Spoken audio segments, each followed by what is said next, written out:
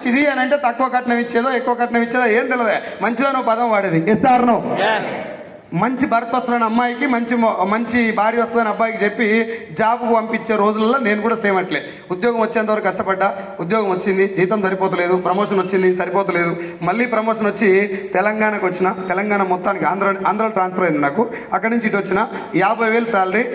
నాకు ఈ బ్యాచిలర్గా ఉండి 4,500 జీతం వచ్చిన నా జీతం ఎట్లుందో 50,000 శాలరీ వచ్చి 2 పిల్లలు అయినప్పుడు కూడా అట్లే ఉంది, ఏమాత్రం మారలే. ఈ పాయింట్ చెప్పడం కోసం ఇదంతా చెప్పాను. నాకొక్కనికే ఇట్లా ఉంటుందా? ఉద్యోగం చేస్తారు అందరికి ఇట్లే ఉంటుంది సార్? అందరికీ 1 తారీఖు వస్తుంది జీతం, 5 తారీఖు అయిపోతుంది. జీతం పట్టడానికి ఖుషి అయ్యే లోపల ఈఎంఐలు అన్ని కట్ అయ్యి ప్లీజ్ మెయింటైన్ మినిమం బ్యాలెన్స్ అని మెసేజ్ వస్తుంది. సార్ 50,000 శాలరీ రావటం వల్ల కొంచెం ఏదన్నా ఫ్రెండ్స్ వచ్చి ఒక మాట చెప్పేసి, ఐదులో ఒక ఇన్కమ్ చాలా డేంజర్, ఒకటే ఆదాయం మీద డిపెండ్ అవ్వద్దు. ఒకటే ఇన్కమ్ మీద డిపెండ్ అయినోడు ఎవడు ఇప్పటి వరకు సుఖంగా మీన్స్ కొంచెం మనశ్శాంతి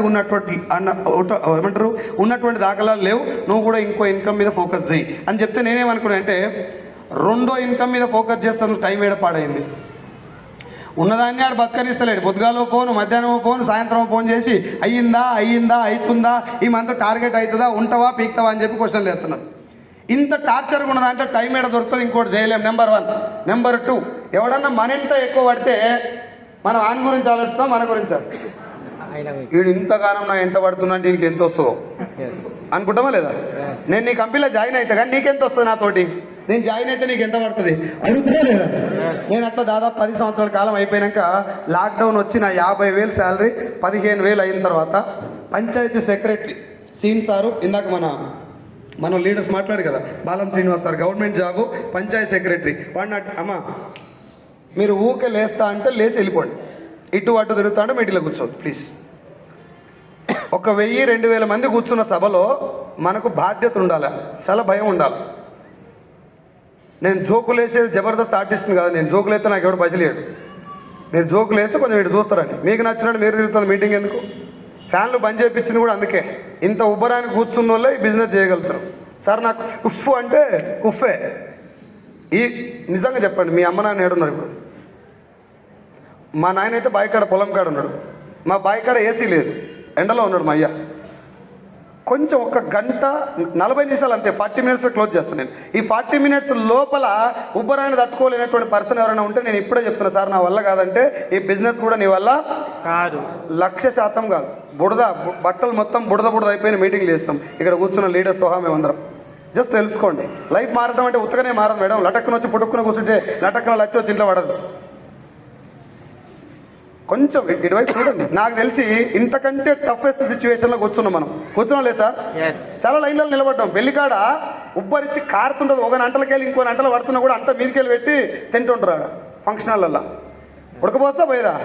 కొంచెం ఇక్కడ జీవితం మారడం అంటే 10,000 20,000 రావడం కాదు. 10,000 రూపాయలకు కూడా చాలా కష్టపడడానికి నెలకు 1,00,000 రావడం జీవితం మారటం. Yes or no? అది వాస్తవం కదా తెలుసుకోండి. తర్వాత మీ ఇష్టం ఉండి చేయరు. లేకపోతే ఇక్కడ వచ్చిన వాళ్ళందరూ, ఇక్కడ కూర్చున్న వాళ్ళందరూ బిజినెస్ చేయమని కూడా మేము కోరుకోం. నేను ఇంత సీరియస్గా మాట్లాడుతూ కూడా ఫోన్ మాట్లాడే మేధావులు చాలా మంది ఉండరా అతికే తెలివి. అది ఏముంటుంది మైండ్లో అంటే అంత మాకు తెలుసు, మొత్తం క్లియర్గా అర్థమైపోతుంది చూడంగానే. మళ్ళీ ఇంటికి పోయి ఏం చేస్తారంటే, ఏడికి పోయినారు అంటే సభల కంపెనీ మీటింగ్ పోయినా బాగా జనం వచ్చిర్రు. నీకేం వచ్చిందంటే తెలియదు, వచ్చినాం. కిరాయి కూడా వేరేవాడు పెట్టిండు, టికెట్ కూడా వేరేవాడు పెట్టిండు. దరిద్రమైనటువంటి అలవాటు ఏంటంటే మొత్తం నాకు తెలుసు అనుకోవడం. సాయి సార్ చెప్పింది మళ్ళీ రిపీట్ చేస్తున్నాం. దాంట్లోనే సగం సంకరాకపోతుంది జీవితం. జస్ట్ ఇటు చూడండి. రెడీయా? Are you ready? నేను ఎవరిని తిడతలేను. నా పాయింట్ ఏంటంటే, నేను మీ ప్లేస్లో కూర్చొని నా లైఫ్ ఖరాబ్ అయిపోయింది, ఇక్కడికి వచ్చినాక నా లైఫ్ మారిందని చెప్తున్నా. మీరు కూడా మార్చుకోండి. బాగుంటే పట్టి చేసుకుంటే మీ లైఫ్ మారుతుంది. నాకు వచ్చేది ఏం లే. ఇప్పుడు ఈ 2,000 మంది రాకపోయినా ఇంకో 2,000 మందితో నేను మాట్లాడాల్సిందే. It is my duty.